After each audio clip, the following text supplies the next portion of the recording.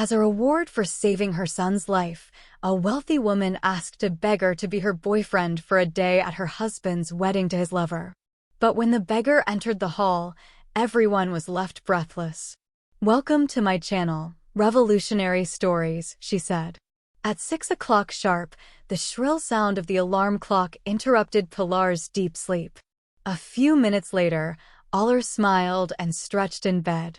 Then she got up, turned on the coffee maker, washed her face, and after her morning routine, she went to wake up her 6-year-old son Esteban for school.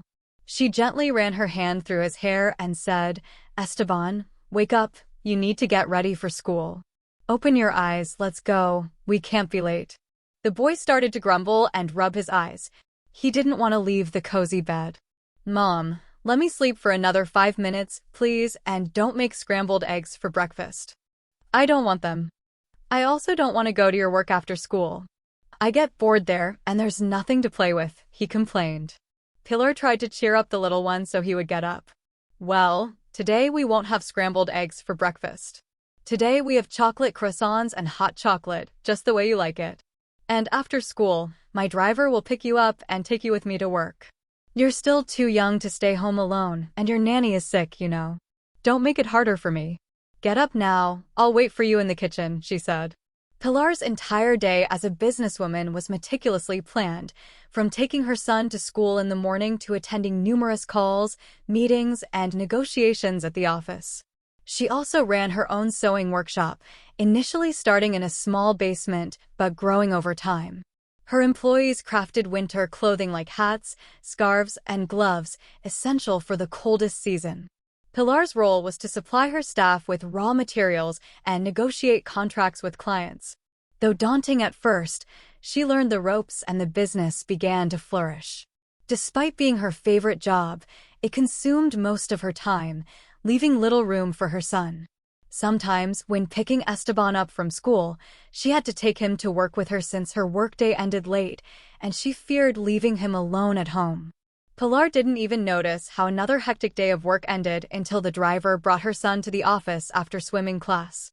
The boy sat grumpily in a chair, updating his mother about school and reluctantly discussing his grades. Then he asked, "Mom, I get bored at your work. What can I do? Can I call Dad and stay with him, and you pick me up at night? I miss him a lot." Pilar sighed and replied, "Of course, Esteban, of course you can call him. He's your dad. But I think he might not have time for you now, he's busy with other things."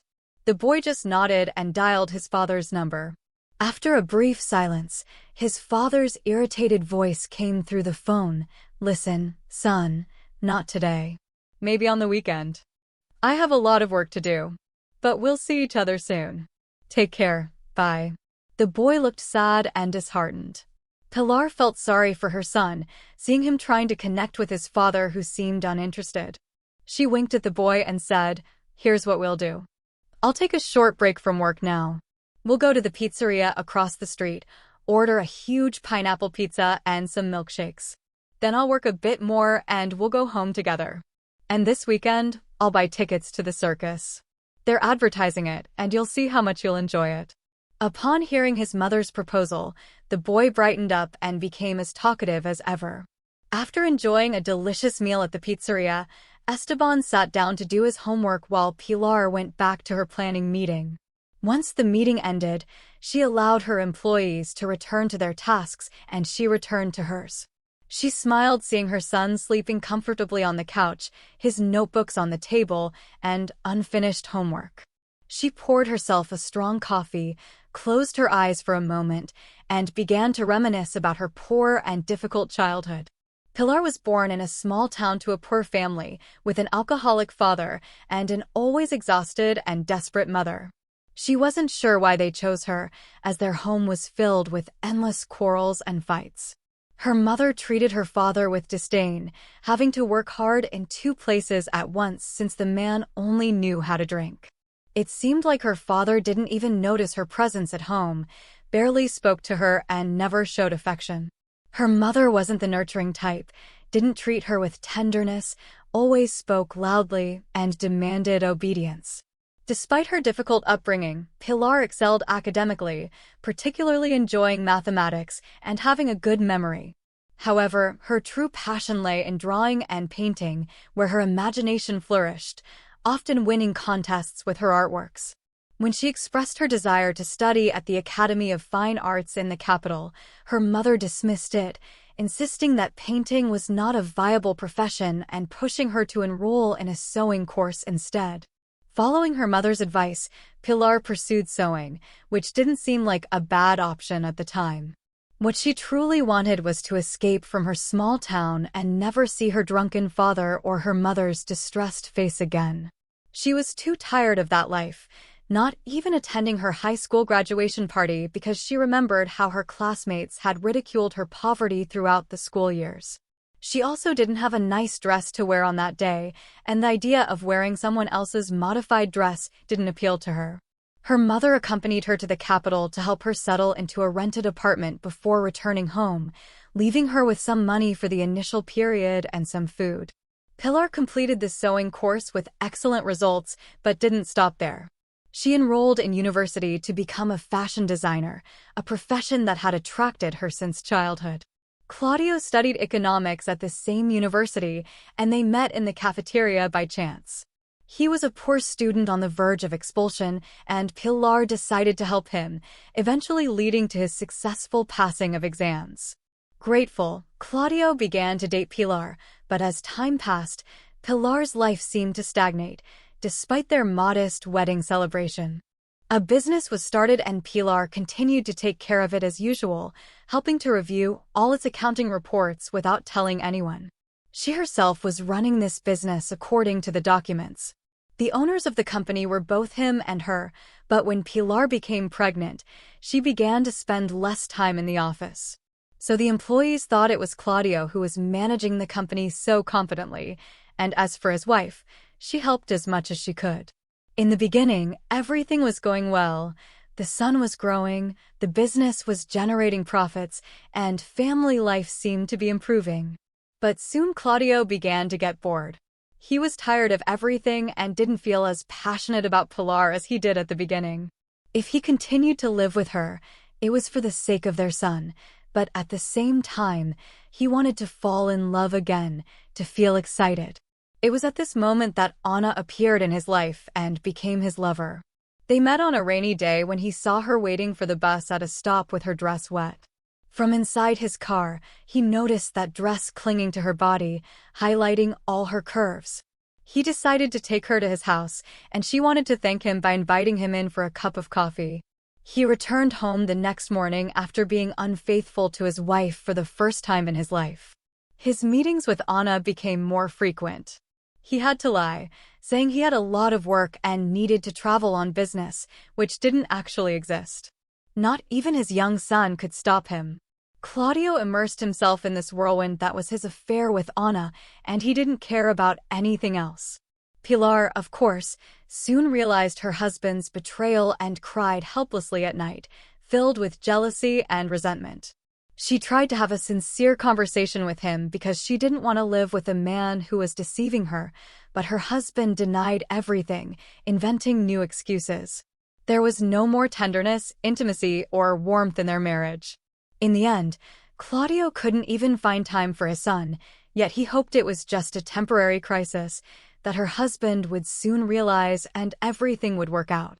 She loved him as before and couldn't even think of divorcing him, especially because they had a son who needed a father. But when Esteban turned 5, Claudio made a devastating decision. He left, and he did it in a very cruel way. While Pilar was with her son, he went to the house to collect all his things and just left a note on the table saying, "Sorry, but I've been in love with another woman for some time now. I'll file for divorce myself." Pilar couldn't understand her husband's act. He didn't even say goodbye to his son, let alone admit that he had deceived them. That's how real men do it, fighting back tears. She explained to her son why his father no longer wanted to live with them. While saying this, it was easier to hold back the tears. But at night, she began to sob with her face buried in the pillow. All she wanted was to call Claudio and beg him to come to his senses and come back to his family. After all, Who abandons their own family because of a passing romance? At the same time, she tried to calm down, knowing that the worst thing she could do was to humiliate herself before him. And that wasn't all. In the court hearing, it was discovered that Claudio had registered the entire business in his own name. But when he gave his wife the necessary documents to sign, she didn't read them and sign them, trusting him. Thankfully, he left the apartment for her. Pilar was very angry. She couldn't believe he had betrayed her like that. She couldn't stop crying, and her son kept asking every day when Daddy would come back and why he didn't call. But his mother didn't know what to answer. She couldn't say that his father had a lover and was living with her. So she rebelled and decided to start her own business. She wanted to fulfill her dreams. She decided to create her own workshop and design clothes on her own. After all, that's what she studied at university. An old classmate, now a successful businessman, helped her get started and loaned her money with minimal interest so she could have some initial capital. Pilar was very worried because the amount she borrowed was large, and she couldn't stop thinking about whether she would be able to pay back that money and if her business would be profitable. The first step was to buy sewing machines and high-quality fabrics, all expensive. Then she hired experienced seamstresses and rented a basement. Gradually, the business began to make a profit. The quality coats and overcoats made in the workshop left customers satisfied with their modern designs and quickly sold out. Pilar didn't take long to pay off her debts. Of course, the work consumed all her time. She came home very tired, often without time to dedicate to her son. But she was proud of herself because she could buy the best for her son, and he didn't need anything.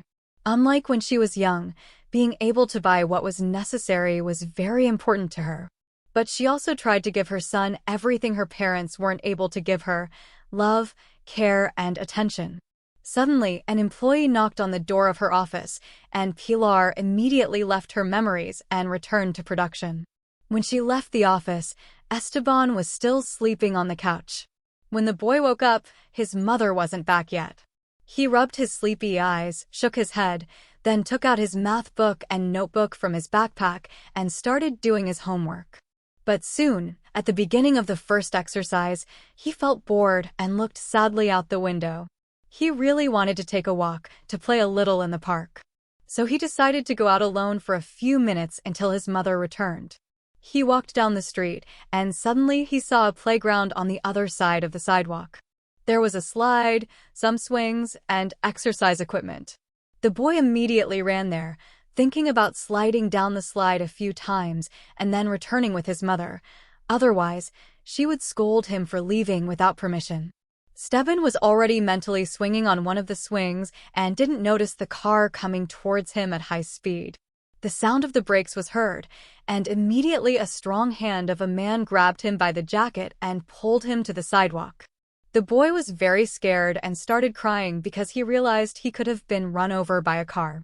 This man he didn't know, with a beard and a funny wool cap, began to scold him in an annoyed voice. "Why didn't you look both ways before crossing the street? How tired are you of life? Come on, don't cry. What's your name?" The boy replied in a timid voice, "My name is Esteban." "Where do you live, Esteban? I'll take you home. Are you lost or something? My mother works in that building. She's the director. I went out without asking for permission. Now she'll scold me. I'm eager to start a new life. I'm tired of living like this." Pilar was slightly moved and, turning to the guard, she distanced herself from the homeless man to talk to her employee, Hector.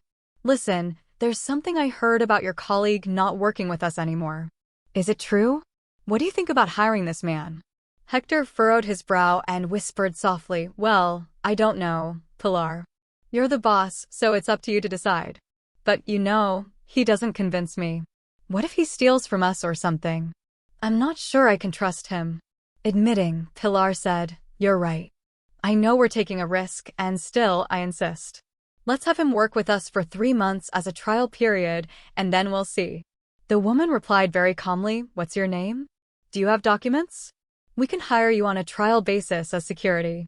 The beggar brightened up. "My name is Javier, and of course, I have all my documents in order. When should I come to sign the papers?" "Thank you very much, I'll be a very responsible worker, I promise. Very well, my name is Pilar. I'm the director of this workshop. You'll alternate with Hector. So come tomorrow at 8 a.m. Hector will prepare a schedule and explain everything from that day on. Javier started working at the workshop as a security guard. He fulfilled his responsibilities well, was polite and organized. When he received his first salary, he bought new clothes, tidied up a bit, and even rented a small studio. He was very grateful to Pilar for taking a risk and trusting him. Pilar gave him the chance to start a new life and be like everyone else. She often talked to Esteban, the boy, and immediately gained his trust. Now Esteban shared all the joys and sorrows of childhood with Javier. Sometimes he asked for advice from Javier, enjoying spending time with the man, as he didn't have children of his own. 3 months passed, and Pilar was satisfied with the new employee. She couldn't complain about his work, but Hector was dissatisfied. He couldn't stand the homeless man because he wanted his friend to take his place. Therefore, he thought he needed to do something to get Javier fired. One day, while Javier was on duty instead of him, Hector caused a scene. He called Pilar to see him and started to assure her that he found important workshop documents in the pocket of the new security guard, including receipts and invoices. Look, Pilar, strange things are happening in your workshop. This man stole your documents and probably intended to sell them. He needs to be fired, and see, I warned you. The woman looked at Javier incredulously. She couldn't believe that something like this could happen. She took the documents, looked at them, and immediately realized that Hector was lying. Javier didn't have access to these documents, which meant Hector set a trap for him. Javier turned pale, his fists clenched. In the end, he said softly but firmly, I didn't steal anything.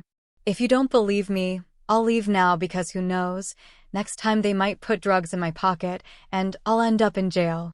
Pilar frowned, responding, I believe you. I promise I'll find out what happened. And you, Hector, I want you to take a week off. I'll write a request and I'll sign it. Hector was furious. His plan had failed, and he began to hate the former beggar even more.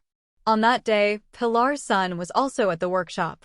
He approached his mother and whispered in her ear, Mom, Javi is not guilty of anything. Don't fire him, and Hector is bad. I saw him going into your office and looking for something on your desk. He didn't see me. He didn't know I was there because I hid under the table and stayed quiet. Thank you, son, and tell me something. When was it? Do you remember? You're like a real detective. You helped me solve a case that I thought was very complicated. Well done, my life, Pilar replied with a smile. The boy smiled happily, glad to help Javier. After watching the surveillance camera footage, Pilar could confirm that her son was telling the truth. Hector did enter her office and searched through the desk drawer. This made Pilar very angry, and she called security to come to her office. She showed them the video and asked, Hector, how long have you been working for my company? What happened? Why did you decide to do this to Javi? What did he do to you? I'm not judging you. I just want to understand. The security guard looked away from her and said after a brief silence, I think we shouldn't give jobs to homeless people, and that's why I wanted to teach him a lesson. Pilar was furious with her employee's audacity and fired him that same day. She was convinced that people like him should not work in her workshop. Javier was a new colleague who was very friendly and simple. He thanked Pilar again because it was the second time his boss had trusted him. Thank you, Pilar, for not firing me. It's true, I didn't steal anything. Now I live like a normal person, and I think maybe I'm not worse than others. If you ever need help, you can always count on me, the man said gratefully. The woman nodded and decided to ask him a question. Hey, Javier, I shouldn't probably ask you, but how did you end up on the street? I can't stop thinking about it. I'm sorry, I look at you, and it surprises me that such a normal man, who doesn't drink or anything, ended up being a homeless person. I don't understand, I say this sincerely. Javier sighed and replied, well, I don't even know what to tell you. Bad luck, I guess. Since I was a child, I never saw my father, and my mother was always drunk. I'd almost say I didn't even have a childhood. I remember there were always men coming to see my mother at home. I also remember the smell of alcohol and tobacco smoke all over the apartment. Maybe that's why I never tried drinking, because as a child, I saw enough drunken faces. Every time I remember, I feel bad. And all this, when I finished high school, I went to military service the following year. I signed the military service contract, went to war, then came back, fell in love with a girl, got married, got a job at a security agency, and we managed to rent an apartment. Even in that, I had bad luck. My girlfriend cheated on me, and besides, she kept saying I didn't make enough money. She demanded expensive clothes and meals from me. Where was I supposed to get that kind of money from? Then she had a lover, and in the end, she went to live with him. I don't know where. Slowly, my life started falling apart completely. I was fired from my job for a trivial reason. I argued with my boss. Pilar was unsure of what to do in this situation. Having to face Claudia's insolent face while he married his mistress seemed repugnant and humiliating. Yet, she couldn't afford to miss an important meeting with the investor. "I'm definitely going to the wedding," she said decisively. After ending the conversation, Pilar opened her email and saw the wedding invitation. "It's very strange how Claudio got the idea to invite me to the wedding," she thought. "We ended things so badly that we've barely spoken since. And now he sends me an invitation to the wedding? Is it that he finally understands and decided we should still be friends despite everything, or does he want to humiliate me once again in such an elaborate way? But it's clear that I won't be toasting to their happiness." Pilar had no desire to attend this wedding. She could already imagine her ex-husband's satisfied expression as he was about to marry his young mistress, while she, Pilar, hadn't even started dating anyone else yet. It would be better if I came with a boyfriend, of course, but could I find one before next Saturday? She wondered. Then she had the idea to ask for help from Javier, the former homeless man. He was probably the only one who could assist her in this situation. She didn't have other male friends because, truthfully, when you own a company, it's hard to make friends. You're usually surrounded by competitors more than anything else.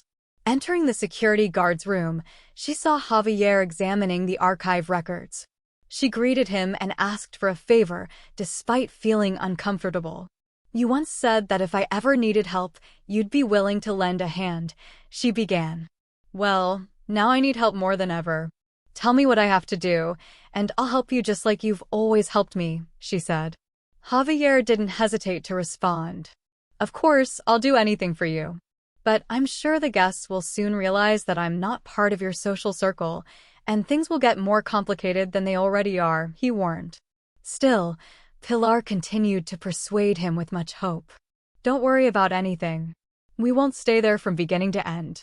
The only important thing for me is that my ex-husband sees me and regrets leaving me and Esteban. Plus, I'll have a business meeting at the same party with the investor who can help me develop my business. All you need to do is try to speak less and simply be by my side.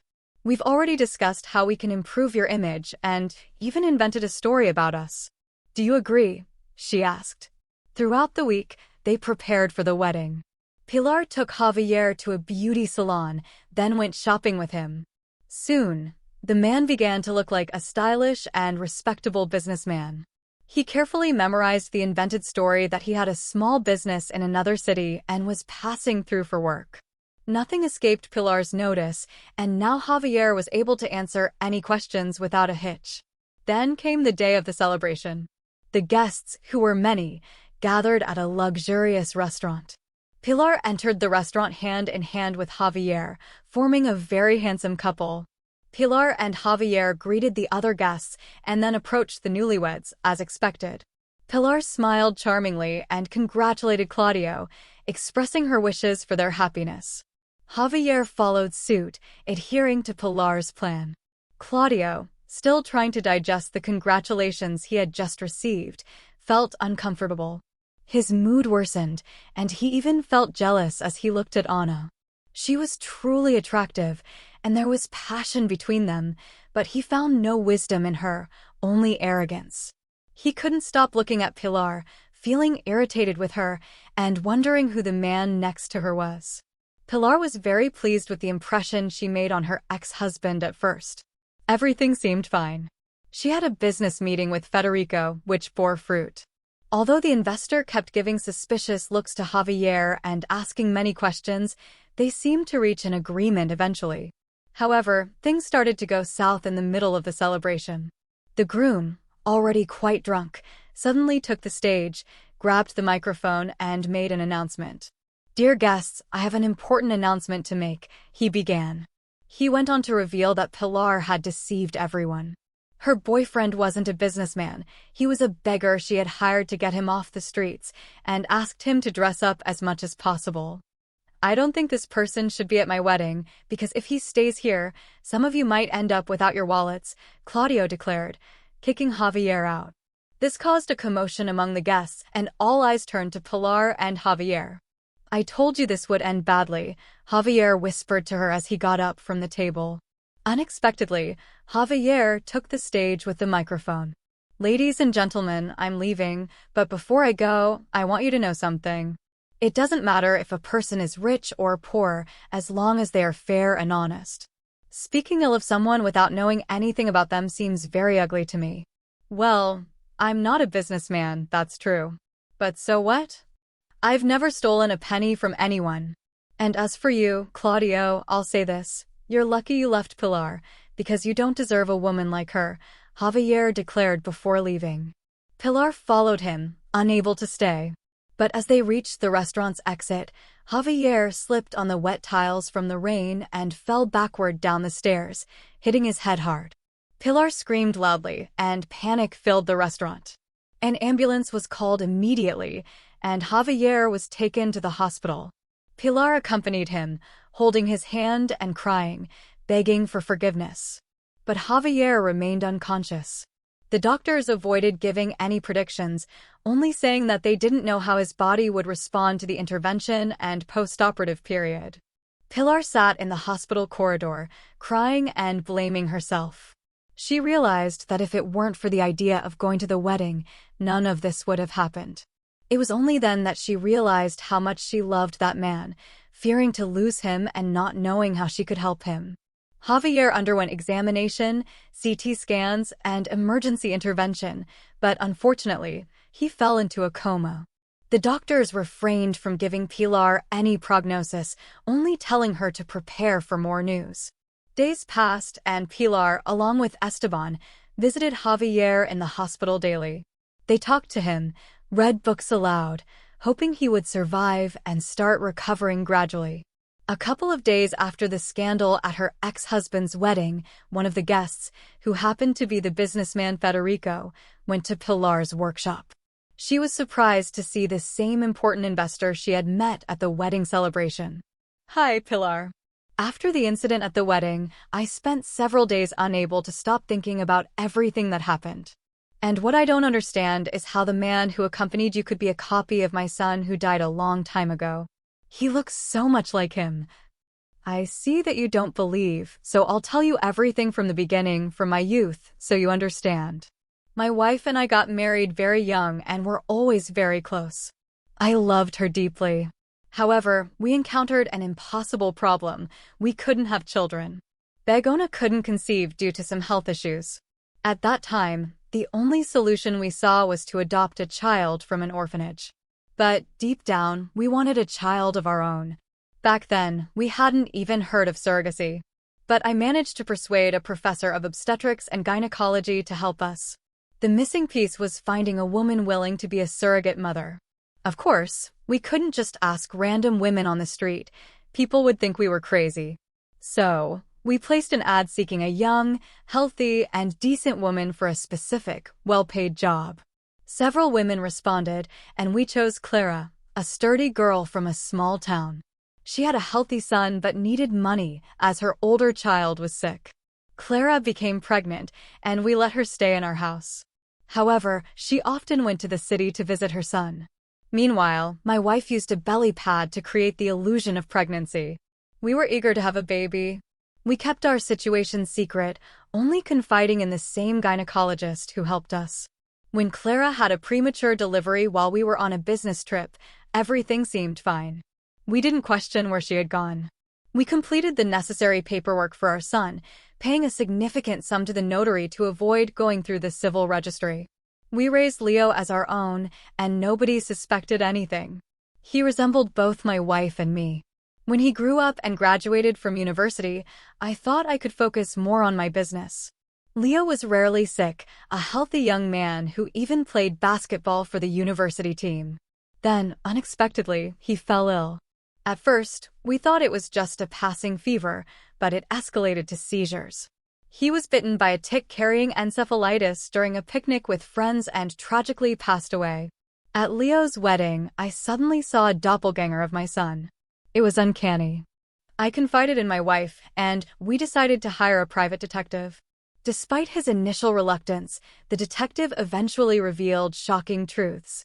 Federico found out that Javier, the man who resembled Leo, was indeed his son, born from Clara's surrogacy. Clara later gave birth to twins, keeping one herself, but her older son died from a terminal illness. After this tragedy, Javier had a terrible childhood, with Clara turning to alcohol. Federico felt immense guilt for not knowing about Javier earlier. He vowed to do everything to help him, even if it meant spending all his resources. He thanked Pilar, who supported Javier and employed him, despite the rumors.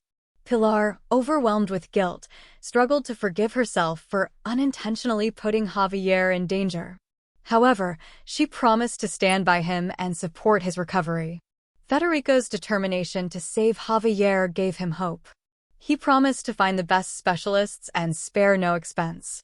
Pilar joined him in the hospital, offering words of encouragement and love. When Javier showed signs of improvement, it felt like a miracle. With the support of his loved ones, Javier recovered slowly. Pilar and Federico stayed by his side, providing constant support and encouragement. As Javier prepared to leave the hospital, he confessed to Pilar that he felt torn between two worlds during his coma. He expressed gratitude for her love and support, which played a crucial role in his recovery. He asked her if her words about his father were genuine. Pilar reassured him, confirming that she spoke from the heart. As Federico and Pilar witnessed Javier's miraculous recovery, they realized the depth of their love for him. Javier's journey brought them closer together, reaffirming the importance of family and unconditional love. I say this because I really care about you. I've never met women like you, but I forbid myself from even dreaming about being with you. I'm one of those homeless people among the many, and you're a woman who has her own free life. There can't be anything between us, at least that's what I thought until now.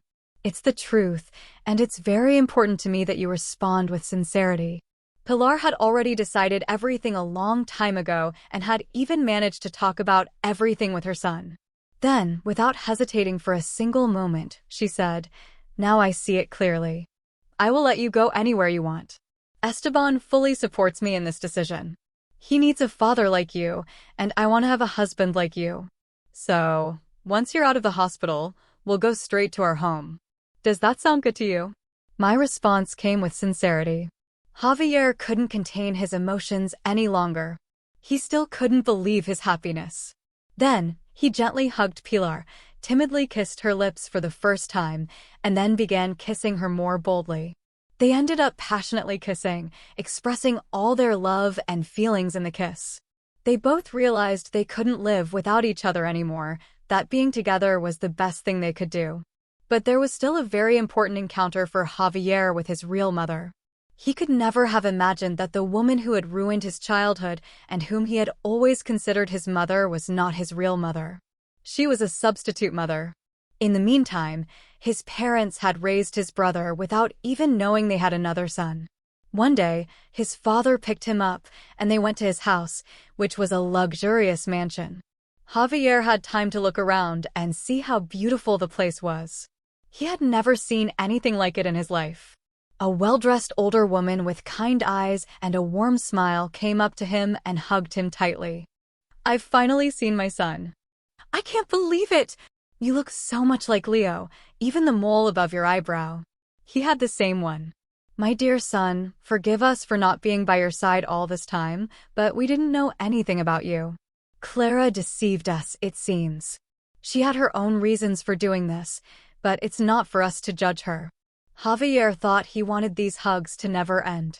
He had waited for them for so long because when he was a child, his substitute mother was never affectionate with him, and now, as he hugged his real mother, he felt so calm and comfortable that he began kissing her hands and said, "I'm also very happy, Mom and Dad, that you found me, recognized me, and discovered the truth.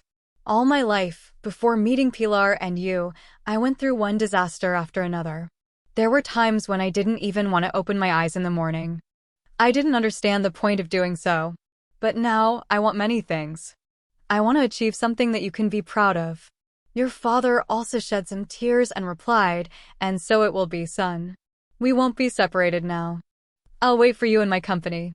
I'll teach you everything because I've wanted to retire for a long time.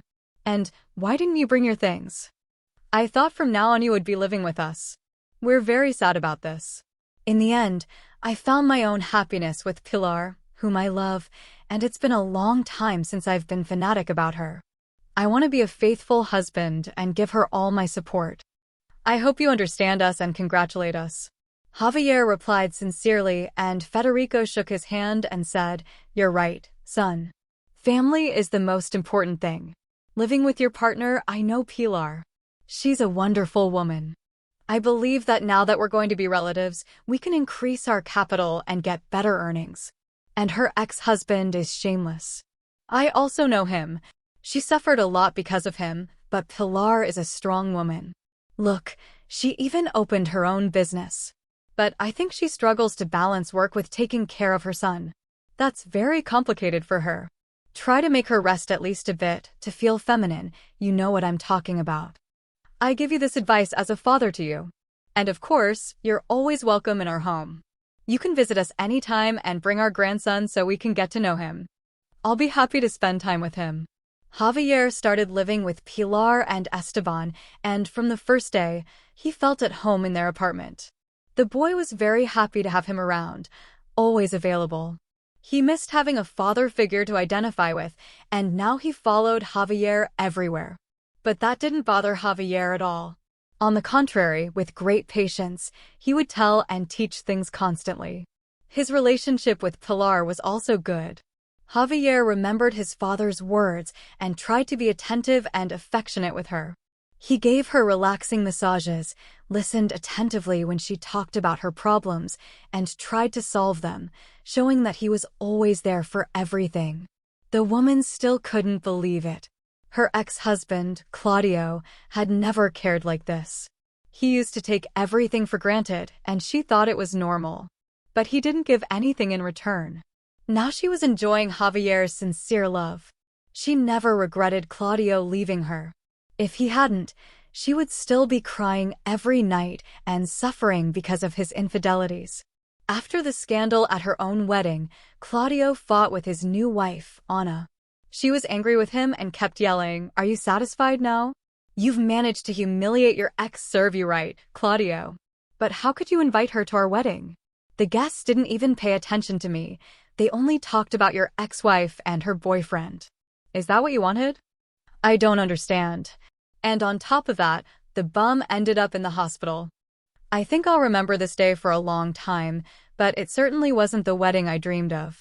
It will be a very nice start to our family life, won't it, Claudio? Claudio himself realized that not everything had gone as planned at the wedding. He got drunk and wanted to humiliate this man, Javier, in front of everyone, but in reality, he cared about who Pilar's boyfriend was. Why did he start this scandal? Why did he want to bother Pilar, make her feel ashamed? And in the end, he himself felt ashamed, while that bum turned out to be the son of an important businessman and was now learning to run a company to continue his father's business. And the whole team respected him. Anna's marriage started with a scandal, but then the couple's relationship didn't improve. She was very clever and started looking at the man who was initially just her lover in a completely different way. As a lover, he was very good, that was true, and he also promised her a life full of luxuries.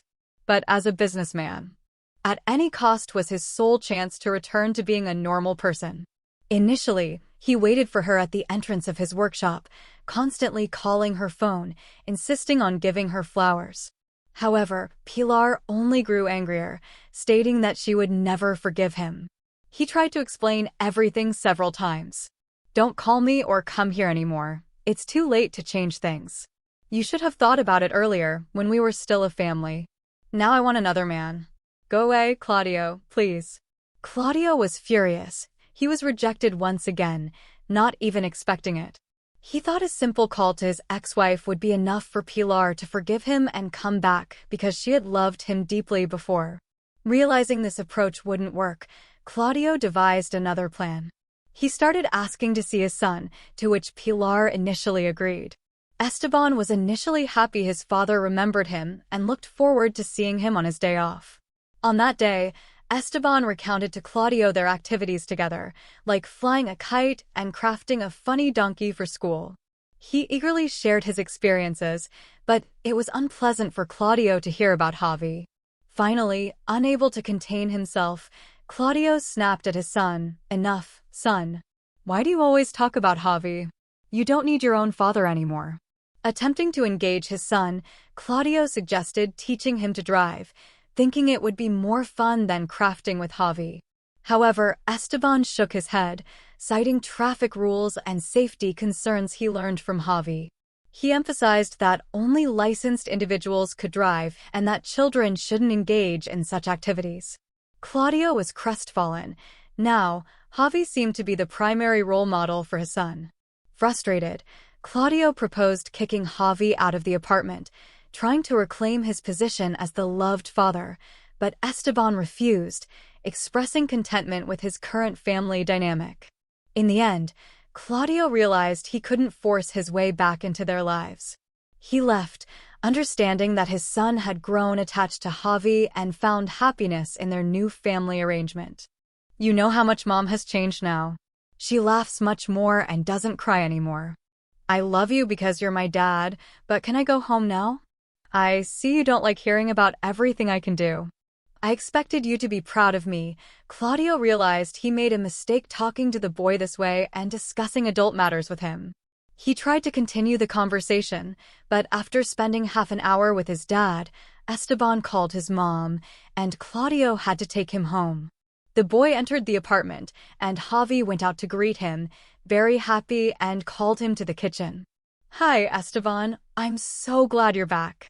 See, I need your help. Mom asked me to make a shelf for her pots. Can you help me? Because we're a team, right? Without you, I don't know how it will turn out." The boy eagerly started to help, and Javi kept praising how well he was doing. Everyone was so excited about this activity that they didn't realize how night had fallen. They laughed and joked. Pilar observed without bothering them and thought it curious how Claudio had never spent so much time with his son. He always said he didn't have time, or had too much work, or was tired, or that the boy was still too little for everything. And Rav hasn't been with him for a long time, but he has already taught him everything, from making slingshots to carving wooden figures, and even putting tips when they assembled a cabinet together. Also, he never gets angry with the boy or raises his voice. Esteban seems happy. It seems like he missed him a lot.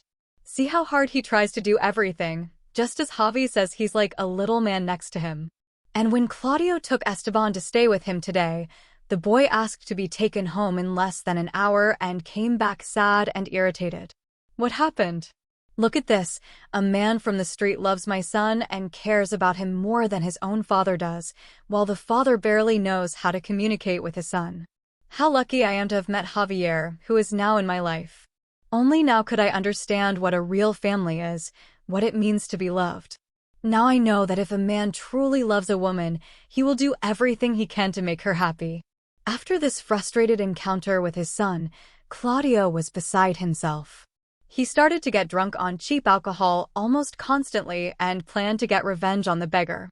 He was convinced that everything that was happening was the fault of this man. If this Javier didn't exist, Pilar would have come back to him, and everything would have been as before.